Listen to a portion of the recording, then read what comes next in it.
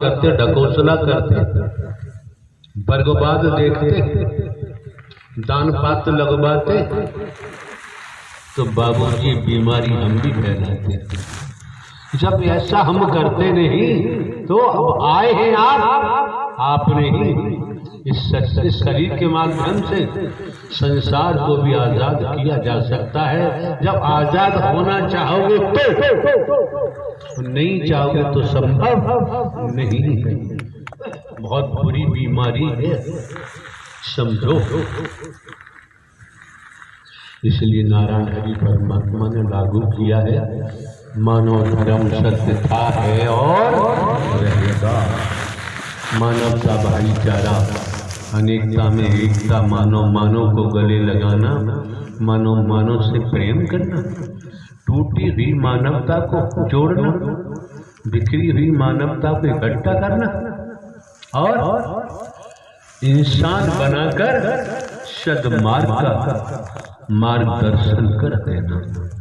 स्पष्ट, कोई भेद नहीं, यहाँ तक कि नर्मदा का भी भेद नहीं। स्वयं को जानो कि मैं कौन हूँ, मैं आया कहाँ से हूँ, मेरा रूप क्या है, मेरा स्वरूप क्या है, मुझे क्या करना चाहिए, मैं कर क्या रहा हूँ।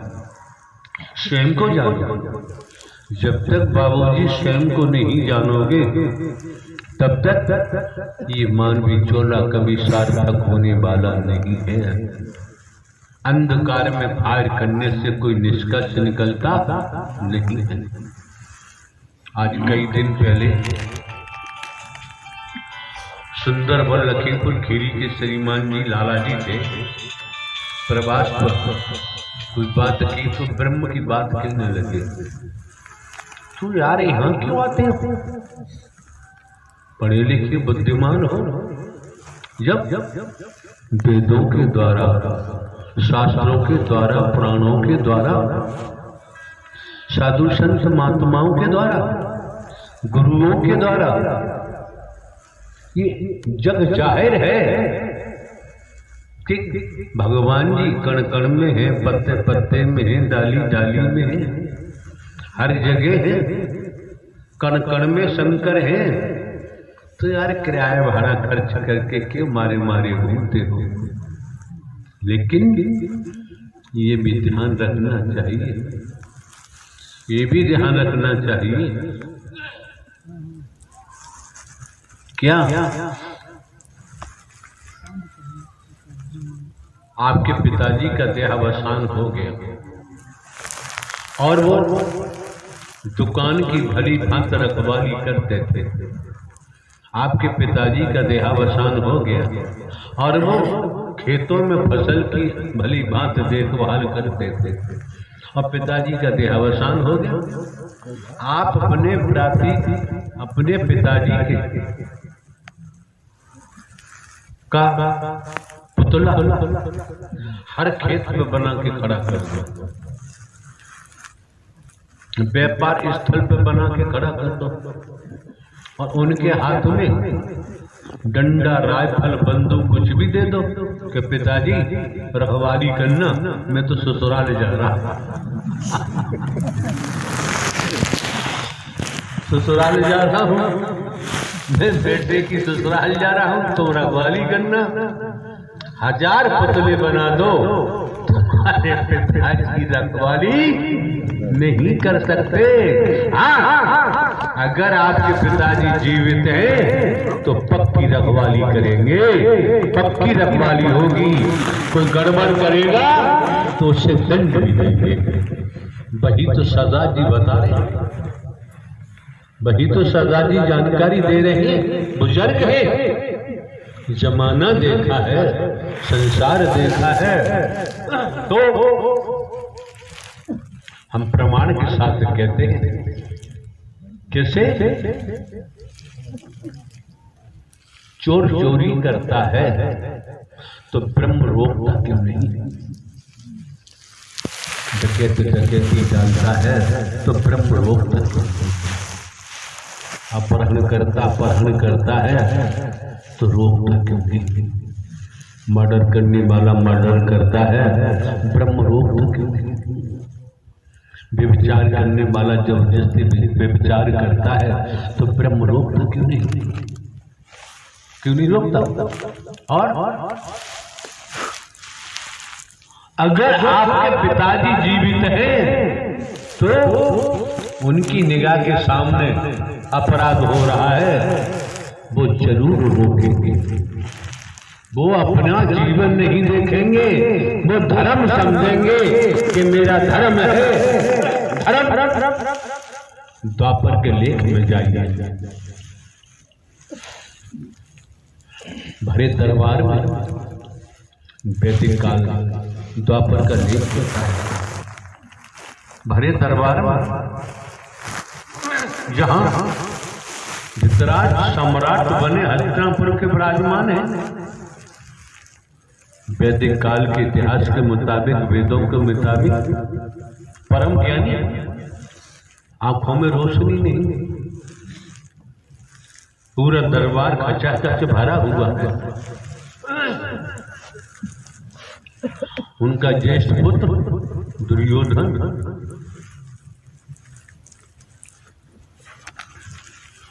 और अंग देश का राजा कर्ण, वहां गंगा पुत्र भीष्म, कृपाचार्य, गुरु द्रोण, वहां संत विदुर, मतलब दरबार भरा हुआ है। दुशासन महल से केस पकड़कर रानी द्रौपदी के खींच के ला रहे हैं। ऐसे लेख की बात है, इसमें हमारी कोई बात नहीं है। और भरे दरबार में लाके पटक दिया। लेख के द्वारा इतिहास कहता है, दुर्योधन ने कहा, दुशासन इस द्रौपदी को मेरी जंगा पे बैठा। वो भी तो किसी की बहन थी, किसी की बेटी थी, किसी की पत्नी थी। स्त्रियां इतनी गईबीती हैं जो भरे दरबार में कौन कह रहा है इस द्रौपदी को मेरी जंगा पे बैठा। रानी द्रौपदी ने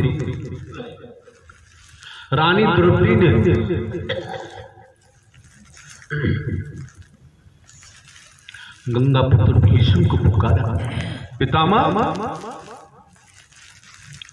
आपकी कुलवधू के साथ ये क्या हो रहा है? गंगा पुत्र ने कोई जवाब नहीं दिया, न कोई कदम आगे बढ़ाया। ऐसा शास्त्र कहता है, वेद कहता है, इतिहास कहता है। फिर कृपाचार्य को पुकारा, कृपाचार्य ने भी कोई जवाब नहीं दिया, कोई कदम नहीं उठाया। ऐसा वैदिक काल का इतिहास कहता है। नारी का इतना गया बीता इसका कोई है ही नहीं। अरे ये नारी तक चाहे और ब्रह्मांड के रचयिता को अंतःकरण से पुकारे तो इसकी मदद होने में देर नहीं लगती है। जैसे अभी सरदार जी ने बताया, रेंजर वाली बात बताई और भी कुछ बताया। उसके बाद रानी द्रौपदी जो पांडवों की पटरानी, धर्मराज युधिष्ठिर, बाहुबली भीम, सर्वश्रेष्ठ धनुर्धर अर्जुन, मुकुल सहदेव, पांचाली, पांडव देख रहे हैं जुआ में हार गए, कुछ नहीं कर पा रहे। जुआ कितना हितैषी आदमी का। लंबी कहानी, हम लोग सूक्ष्म की बात कर रहे हैं।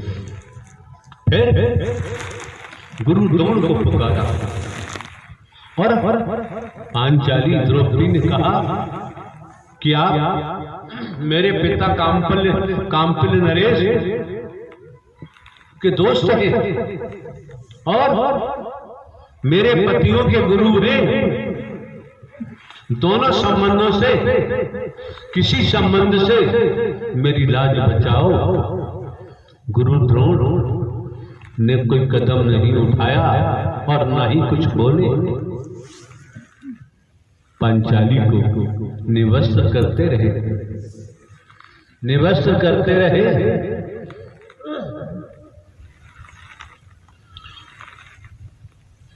तो परब्रह्म परमात्मा जगत का रचयिता, कलाओं के साथ हरि परमात्मा, श्री कृष्ण के शरीर का नाम श्री कृष्ण, ग्वाल बालों के साथ बैठे खेल रहे हैं।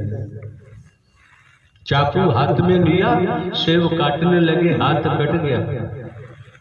गोपिकाएं भागी, राजवैद चिल्लाने लगी, भागी गोप राजवैद को बुला के लाओ। द्रौपदी वहीं बैठी, अपनी साड़ी का पल्लू फाड़कर और हाथ से बांध दिया। क्या कहा? कलाओं से अवतार क्या कहा? द्रौपदी, इस चीर की दरकार क्या? समय आने पर साड़ियों के ढेर लगा दूंगा। लेख कहता है, शास्त्र कहता है, वेद कहता है, पुराण कहता है, इतिहास कहता है, हमारी कोई वाणी नहीं है इसमें। अब दुशासन बड़े दरबार में रानी द्रौपदी को नगन कर रहा है। पांडव सर झुकाए बैठे हैं। गंगा पुत्र भीष्म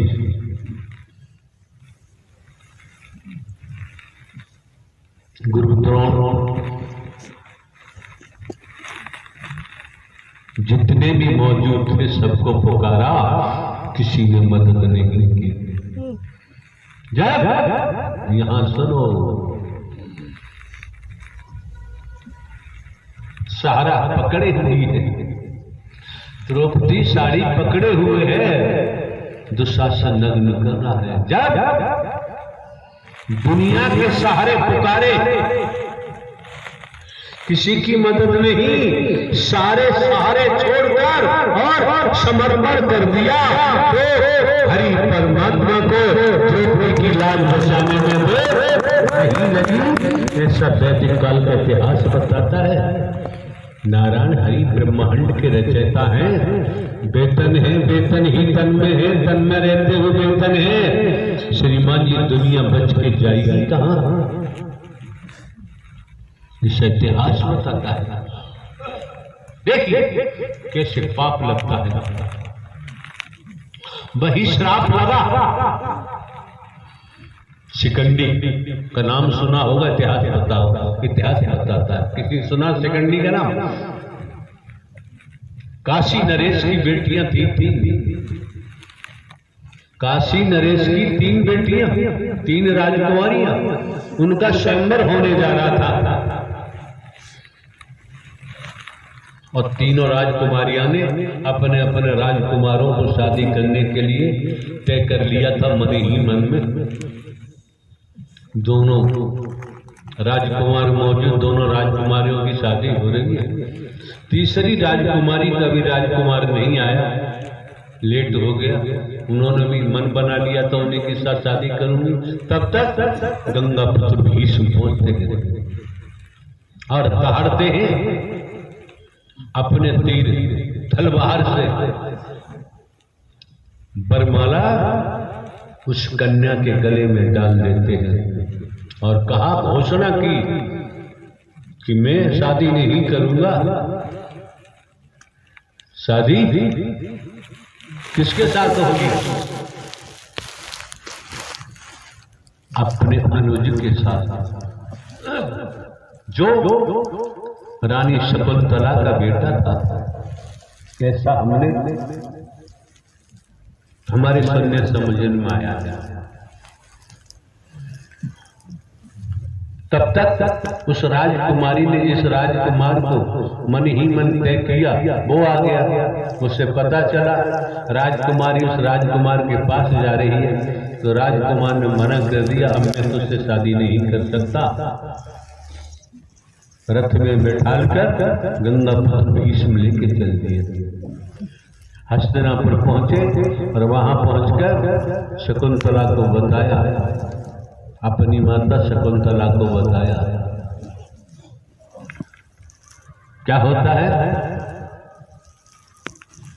उन्होंने कहा कि बेटी आओ का, तब कहा ये मुझे गंगा पुत्र भीष्म जबरदस्ती लाया है, मैं किसी और से प्यार करती हूँ। तो शकुंतला ने मना किया कि शादी नहीं होगी। शकुंतला ने कहा लौटा लिखाओ गंगा पुत्र भीष्म से जहां से लाए हो। होता ये है भाग दौड़ करते करते एक ऋषि थे, उसको राजकुमारी के नाना के पास पहुंचे। वो राजकुमारी नाना के पास पहुंची, छोड़ दिया, पहुंची तो ऋषि को पूरी बात बताई अपने नाना को। तो राजकुमारी के नाना ने कहा कि गंगा पुत्र भीष्म परशुराम का शिष्य है, मैं परशुराम से बात करता हूँ। परशुराम से बात की, हुआ कि परशुराम से भी, तो परशुराम से भी गंगा पुत्र भीष्म ने कहा गुरुदेव भगवान मैं प्रतिज्ञा कर चुका हूं, मैं शादी नहीं करूंगा। तो बताओ मैं शादी कैसे कर, प्रतिज्ञा कैसे तोड़ दूं? उसके उपरांत वो राजकुमारी अपने नाना के पास रहकर तप करने लगी। अब कितने कल उसे जन्मना मरना पड़ा, कि वेद की बात है, शास्त्र की बात है, इतिहास की बात है। राजकुमारी जब तप करते करते कितने कल्प बीत गए और दृढ़ किया था कि गंगा पुत्र भीष्म को इच्छा मृत्यु का वरदान था कि जब तक जन्म लेती रहूंगी, त्याग तपस्या करती रहूंगी, गंगा पुत्र भीष्म का पद मेरे द्वारा होगा। चलती रही बात। जब महाभारत का जिक्र आया, युद्ध हुआ, उसमें सलाह दी गई क्या?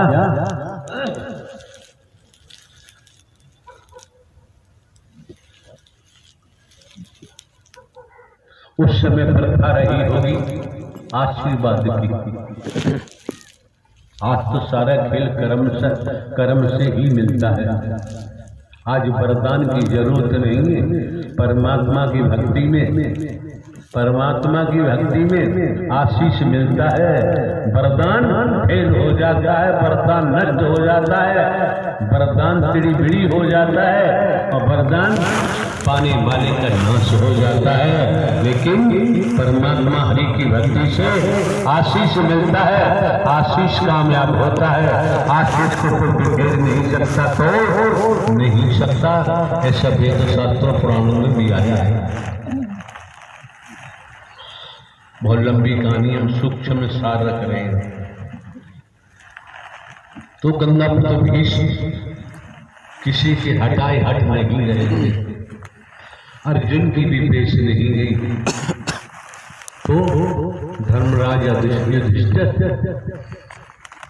सारे दिन युद्ध होता था और ये विधान था कि रात्रि में एक दूसरे के शिविर में जाके मिलजुल सकते हैं। धर्मराज युधिष्ठिर अपने भाइयों के साथ जाते हैं गंगा पुत्र भीष्म के शिविर में। गंगा पुत्र भीष्म ने कहा युधिष्ठिर कैसे आया? तो उन्होंने कहा गुरुदेव जब तक आप रण क्षेत्र में हैं, आपको पराजित करना त्रिभुवन में किसी के बस की बात नहीं है। फिर क्या पितामह, जो आपने पांडवों को विजय श्री का आशीर्वाद दिया है उससे हम लौटाने आए। लौटाने तो गंगा पुत्र भीष्म ने कहा मैं दिया हुआ पदार्थ वापस नहीं लेता हूं। तो फिर क्या होगा? फिर तो आपके हाथों हमारा वध होगा। आपने ये भी कहा है कि मैं पांडवों का वध नहीं करूंगा। तब और ये भी प्रतिज्ञा की कि कल सुबह युद्ध में मैं अर्जुन का वध करूंगा। तो देखो श्री कृष्ण ने द्रौपदी को रात, बहुत लंबी कहानी है, ये मत कहना कि यहाँ छूट गई वहाँ छूट गई, हम तो साथ साथ बता रहे हैं, सुनाने में तो महीनों लगेंगे यार। द्रौपदी को बात तो थी दुर्योधन की पत्नी की, लेकिन श्री कृष्ण ने दुर्योधन की पत्नी न पहुंची, उससे पहले द्रौपदी को भेज दिया घूंघट लगा के। आ गई तो दुस्सला नाम था, जो भी रहा हो जैसा रहा हो, ये तो हमें जानकारी नहीं। तो जा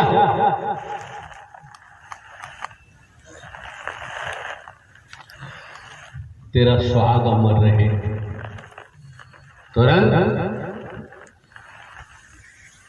पैर पकड़ लिए द्रौपदी ने, पितामह आप तो श्राप दे चुके हैं कि कल तेरा वध करूंगा, फिर ये आप अमर सुहाग अमर की बात कर रहे हैं, कैसे होगा? कि द्रौपदी तू, अच्छा मधुसूदन ने भेजा होगा तुझे, जा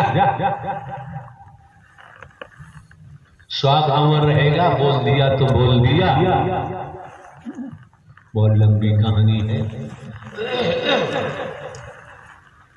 शिकंडी सामने लाया गया, बता दिया था कि युद्ध में मेरे सामने स्त्री आ जाएगी तो मैं अपने अस्त्र रख लूंगा, फिर युद्ध नहीं करूंगा।